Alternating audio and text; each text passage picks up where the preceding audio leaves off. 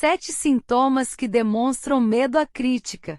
Esse medo é quase tão universal quanto o medo da pobreza e seus efeitos fatais à realização pessoal, principalmente porque destrói a iniciativa e desencoraja o uso da imaginação.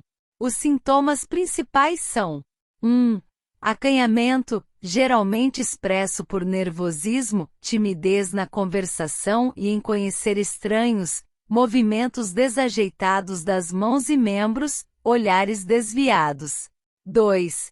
Falta de equilíbrio, expressa por falta de controle da voz, nervosismo na presença dos outros, má postura do corpo, péssima memória.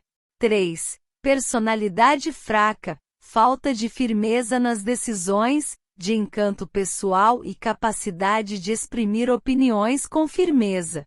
Hábito de desviar-se dos assuntos, em vez de encará-los. Concordância com os outros, sem antes examinar-lhes as opiniões com cuidado. 4.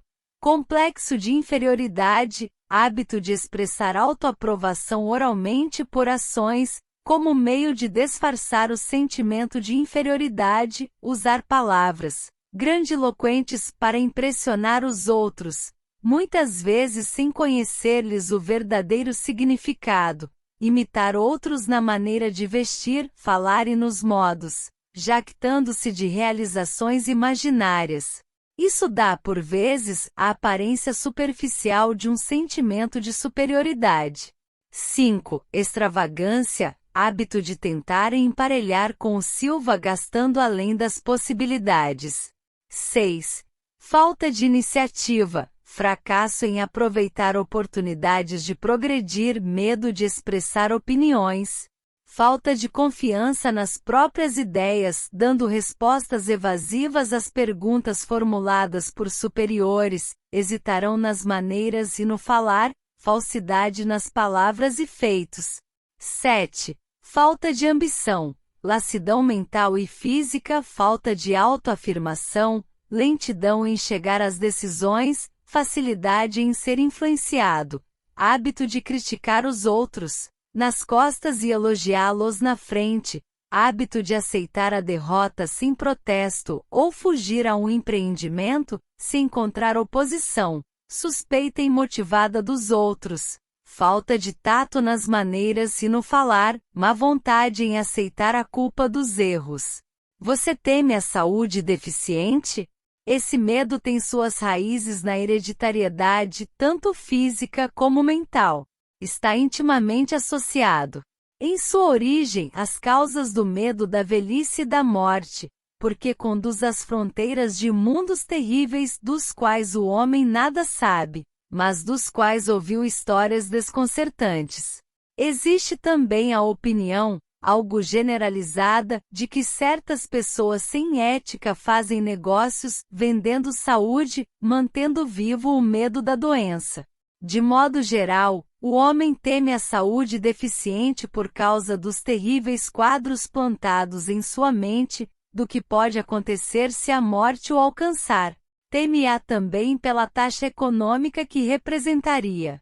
Um médico de renome calculou que 75% das pessoas que consultam médicos sofrem de hipocondria, doença imaginária. Já se demonstrou de maneira convincente que o medo da doença, mesmo não havendo a menor causa para o medo, muitas vezes produz os sintomas físicos da moléstia temida. Poderosa é grande e a mente humana. Pode construir e pode destruir. Explorando a fraqueza comum do medo à doença, vendedores de remédios patenteados amontoaram fortunas. Essa forma de engano da crédula humanidade prevaleceu a tal ponto há algumas décadas, que uma revista popular fez amarga campanha contra os piores ofensores no negócio dos remédios patenteados. Por uma série de experiências feitas há alguns anos, foi provado que se pode tornar as pessoas doentes por sugestões. Fizemos a experiência pedindo a 3 conhecidos que visitassem as vítimas perguntando: o que é que tem? Você parece estar muito doente. O primeiro geralmente provocava um sorriso e um casual: nada, estou muito bem. Ao segundo, a vítima geralmente afirmava: não sei exatamente, mas sinto-me mal. O terceiro já recebia a admissão franca de que a vítima estava realmente se sentindo doente. Tente isso com algum conhecido seu, se dúvida que o fará ficar inquieto, mas não vá longe demais com a experiência.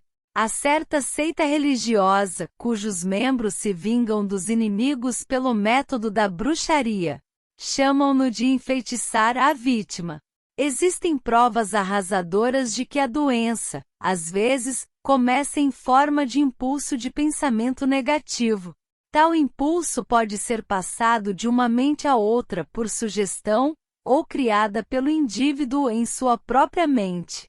Um homem de mais sabedoria do que possa parecer por esse incidente, disse certa vez: se alguém me pergunta como me sinto, sempre quero responder derrubando-o. Médicos costumam mandar pacientes para climas novos, porque se faz necessária uma mudança de atitude mental. A semente do medo da doença vive em todas as mentes humanas. Preocupação, medo, desânimo, decepção no amor e nos negócios faz com que a semente germine e cresça. Decepções em negócios e no amor encabeçam a lista das causas da saúde deficiente. Um jovem sofreu tal decepção amorosa que foi parar no hospital.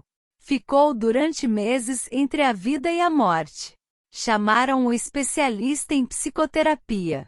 Esse mudou as enfermeiras, mandando uma jovem encantadora que começou, de acordo com o médico, a namorá-lo desde o primeiro dia em que entrou no emprego. 3 semanas depois, o paciente recebeu alta, sofrendo ainda, mas de doença bem diferente. Amava novamente. O remédio foi um embuste, mas paciente e enfermeira se casaram mais tarde. 7 sintomas que demonstram medo de doença. 1. Autossugestão. Hábito do uso negativo da autossugestão, procurando e esperando encontrar sintomas de todas as espécies de doença, gozar de doença imaginária e falando dela como se fora real. Hábito de tentar todas as modas e ismos recomendados por outros como tendo valor terapêutico. Falar com os outros sobre operações, acidentes e outras formas de doenças, experimentar dietas, exercícios físicos, sistemas de perder peso, sem orientação profissional. Tentar remédios patenteados e remédios de charlatães. 2. Hipocondria. Hábito de falar em moléstias, concentrando a mente em doenças e esperando-lhes o aparecimento até haver um esgotamento nervoso. Nada que vem em frascos pode curar esse estado. É provocado por pensamentos negativos e somente pensamentos positivos poderão curá-lo. A hipocondria, termo médico para doenças imaginárias, é causadora de tanto dano, ocasionalmente, quanto a própria moléstia poderia causar. Muitos casos nervosos provêm de doenças imaginárias. 3. Indolência. O temor de saúde precária frequentemente interfere com os exercícios físicos corretos e produz excesso de peso, fazendo com que se evite a vida ao ar livre. 4. Suscetibilidade. Medo de má saúde quebra a resistência natural do organismo, criando condições favoráveis a qualquer forma de moléstia que se possa contrair. O medo de doenças está comumente relacionado ao medo da pobreza, especialmente no caso do hipocondríaco, que se preocupa sempre com a possibilidade de ter de pagar contas de médico, de hospital, etc. Esse tipo de pessoa perde muito tempo preparando-se para a doença, falando sobre morte, economizando dinheiro para lotes no cemitério e despesas de funeral, etc. 5. Mimar a si mesmo. Hábito de tentar despertar piedade, usando a doença imaginária como meio. Esse truque é muitas vezes empregado para evitar trabalho. Hábito de fingir doença para disfarçar a preguiça, ou como álibi para a falta de ambição. 6. Intemperança, hábito do uso de álcool ou narcóticos, para eliminar dores como a de cabeça, nevralgia, etc., em vez de eliminar-lhes a causa. 7. Preocupação, hábito de ler sobre doenças e preocupar-se com a possibilidade de ser por elas atingido, assim como o hábito de ler anúncios de remédios patenteados. Você teme a perda do amor? A fonte original desse temor inerente data, obviamente, do hábito poligâmico do homem, de roubar a companheira de seu semelhante e do hábito de tomar liberdades com ela, sempre que pode. Ciúme e outras formas similares de neurose originam-se do medo herdado da perda de amor. Esse é o mais doloroso dos 6 temores básicos. Provavelmente produz mais destruição no corpo e no espírito que qualquer outro dos temores básicos. O medo da perda do amor possivelmente se origina da Idade da Pedra, quando os homens arrebatavam as mulheres pela força bruta. Continuam a roubar mulheres, mas a técnica mudou. Em vez de força, empregam agora a persuasão, promessa de belas roupas, lindos carros e outras iscas, muito mais eficazes que a força física. Os hábitos do homem são os mesmos da aurora da civilização, só que são expressos de maneira diferente. Análise cuidadosa demonstrou que as mulheres são mais suscetíveis a esse temor que os homens. O fato se explica facilmente. As mulheres aprenderam por experiência que os homens são polígamos por natureza, que não se pode confiá-los às mãos de rivais. 3 sintomas que demonstram medo da perda do amor. 1. Ciúme, hábito de suspeitar de amigos e de criaturas amadas, sem qualquer prova razoável, sem motivo suficiente. Hábito de acusar a esposa ou marido de infidelidade sem motivo. Suspeita geral de todos, sem fé absoluta em ninguém. 2. Encontrar defeitos, hábito de encontrar defeitos em amigos, parentes, sócios comerciais e seres amados, a menor provocação, ou sem causa alguma. 3. Jogo, hábito de jogar, furtar, enganar e aproveitando outras oportunidades perigosas para conseguir dinheiro para os seres amados. Com a crença de que o amor pode ser comprado. Hábito de gastar além dos meios ou incorrer em dívidas para dar presentes a quem se ama, com o intuito de causar impressão favorável. Insônia, nervosismo, falta de persistência, fraqueza de vontade, falta de autocontrole, falta de confiança em si mesmo, mau gênio. Você teme a velhice? De modo geral, esse temor provém de 2 fontes. Em primeiro lugar está o pensamento de que a velhice pode trazer pobreza. Em segundo lugar, e muito mais comum, de ensinamentos falsos e cruéis do passado, muito bem misturados com fogo e enxofre, e outras superstições, astutamente planejadas para escravizar o homem pelo medo. No temor básico da velhice, o homem tem 2 razões sólidas para apreensão. Uma nascida da desconfiança em relação a seus semelhantes que poderão se apossar de todos os bens terrenos que possui. Outra originada dos quadros terríveis que seu espírito guarda do mundo do além. A possibilidade de doença, mais comum na velhice, também é causa que contribui ao temor da idade provecta. Erotismo também contribui para o medo da velhice, pois ninguém se alegra com a ideia da diminuição da atração sexual. A causa mais comum de medo da velhice está ligada à possibilidade de pobreza. Asilo não é palavra bonita. Arrepia a todos os que encaram a possibilidade de ter de passar os últimos anos numa instituição para velhos pobres. Outra causa que contribui ao temor da velhice e a possibilidade de perda de liberdade e independência, pois a idade avançada pode trazer a perda tanto da liberdade física como da econômica. 4 sintomas que demonstram medo da velhice. 1. Diminuição prematura de ritmo. tendência de diminuir o ritmo por volta dos 40 anos, idade da maturidade mental, e de desenvolver um complexo de inferioridade acreditando-se decadente devido à idade. 2. Desculpas pela idade, hábito de falar, como quem se desculpa de estar velho só por ter alcançado a idade de 40 ou 50. Ao contrário, dever-se-ia expressar gratidão por se ter alcançado a fase da sabedoria e da compreensão. 3. Perda da iniciativa. Iniciativa, imaginação e autoconfiança se perdem quando se acredita, falsamente, que se é velho demais para exercer tais qualidades. 4. Disfarçar-se de jovem, hábito de adotar vestuário e maneiras de gente moça. O que só causa ridículo diante de amigos e estranhos e é bastante comum. Você teme a morte? Para alguns esse é o temor básico mais cruel. A razão é óbvia. A terrível angústia do medo, ligado ao pensamento da morte, pode ser atribuído, em muitos casos, a fanatismo religioso.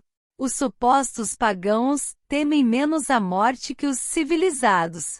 Durante milhares de anos o homem continua fazendo as perguntas não respondidas: de onde? E para onde? De onde venho e para onde vou? Em épocas menos esclarecidas no passado, os astutos e hábeis eram rápidos em oferecer respostas a essas perguntas por determinado preço. Vem à minha tenda, abraça a minha fé, aceita meus dogmas e te darei a entrada que te admitirá diretamente ao céu. Quando morreres, proclama um líder do sectarismo. Permanece fora de minha tenda e o diabo te levará e te queimará por toda a eternidade. A ideia do castigo eterno destrói o interesse na vida e torna a felicidade impossível.